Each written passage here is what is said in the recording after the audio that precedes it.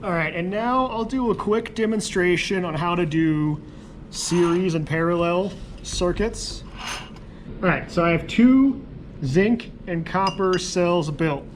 I'm gonna add my salt bridges back.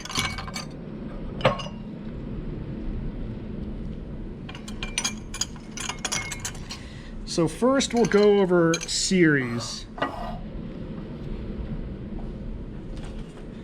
The only extra equipment you'll need for the series and parallel are just a few of these alligator clips, double-ended alligator clips. So first you'll want to do, so you'll decide one of these cells, whichever one goes first, right? So we'll say, we'll hook up, so these is the clip from my voltmeter. I'll hook that up to my cathode.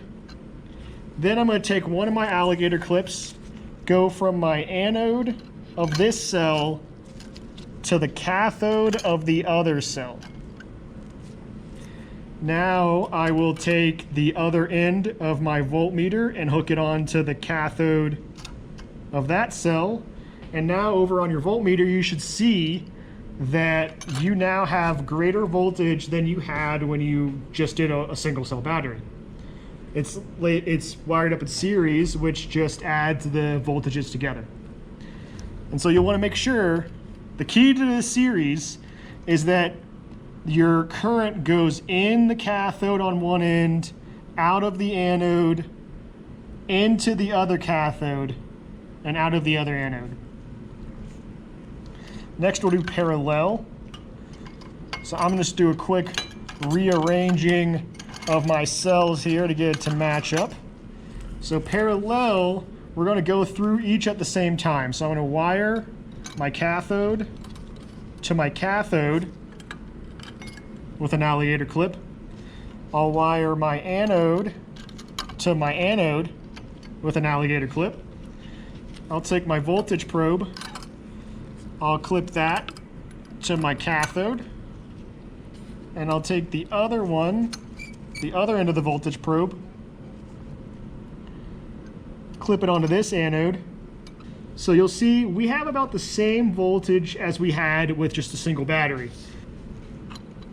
And once again, for parallel, you wire the cathodes together, wire the anodes together, and then your voltage meter hooks up to one of the cathodes and one of the anodes. It can be mixed and matched. You will get the exact same result.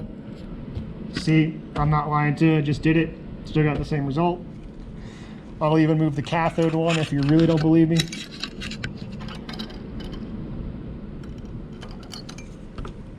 Look at that.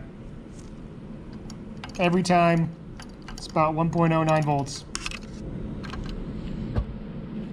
And that's series and parallel. All right, so I'm gonna do a quick demonstration on how to light up an LED. So for this, you'll want 2 cells in series. These LEDs need 2 to 2.2 volts. So I'll let you figure out which ones you need.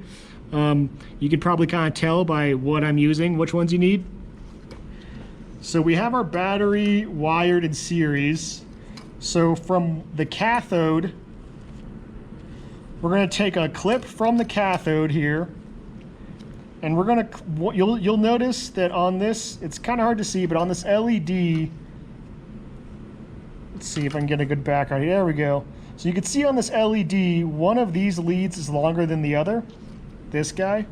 So that's what you want to clip the cathode to. Just like, we'll clip it right there. Then you're going to go from the anode at the very end of your cell and clip that to the other end of your light. And if you can, it's hard to see, it's a little bright in here, but if you look closely, it's on. You can see it's shining just a little bit.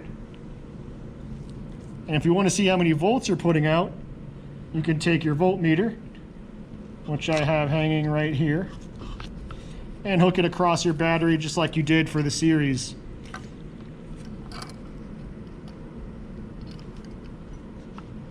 And we are putting out, you'll notice it's actually now less volts, but that's just because we got some voltage drop going across our LED. That's just some electrical engineering basics.